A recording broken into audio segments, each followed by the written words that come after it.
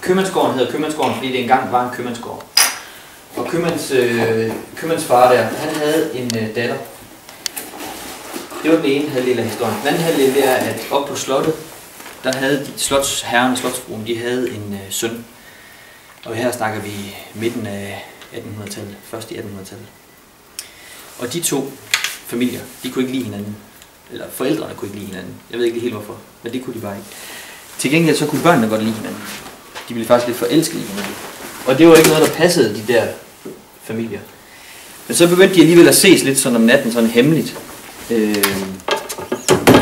Natterand kan man vel kalde det. Men det fandt de jo så ud af. Og så for at holde dem fra hinanden, købmandsfar, han blev simpelthen så rasende over det her. Ja, der har været lidt snak om, at hun muligvis ovenikøbet blev gravid. Det er jeg ikke helt sikker på. Men han blev så rasende over det, at det værelse, hun egentlig havde på det tidspunkt, der havde man ikke så store værelser. Men det værelse, hun havde, der murede han simpelthen døren op.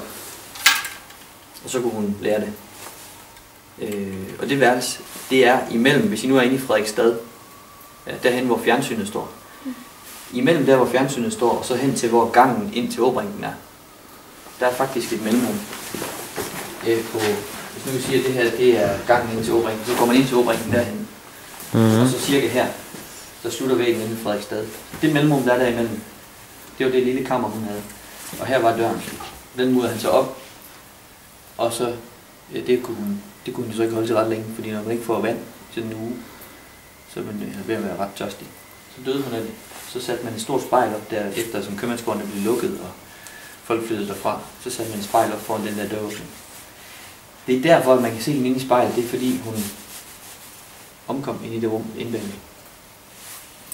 Og ja, det der, jeg ved ikke, om det kun er den der første torsdag i måneden, eller om det er også på andre tidspunkter, men det er i hvert fald der, det er mest. Det kan være, det er den dag, hun stak af for at komme op til godsejerens søn. Det er sådan, det hænger sammen, og det er rigtigt. Det er lige ved at tro, man kan finde på Wikipedia også. Og så må det være rigtigt.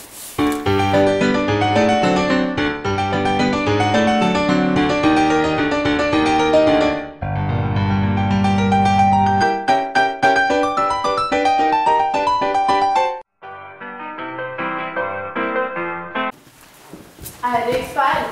Jo, det er spejlet, jeg også snakker om. Det er faktisk ret uhyggeligt, og det kan faktisk godt passe, at det er fordi hun har prøvet at krasse sig ud, der kom de der mærker, for man kan jo ikke mærke det. Det er inde i spejlet. Ej, det er rigtigt. Det er faktisk inde i spejlet. Jeg tror ikke en skid på det. Måske.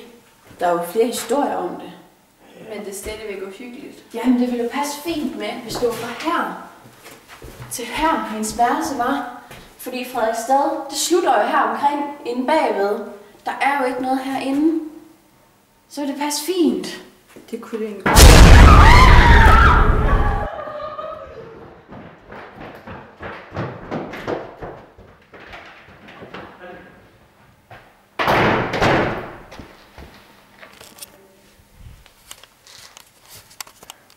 Fuck, jeg prankede, mand. Det var mega sjovt. Som om der findes en dame inde i et spejl.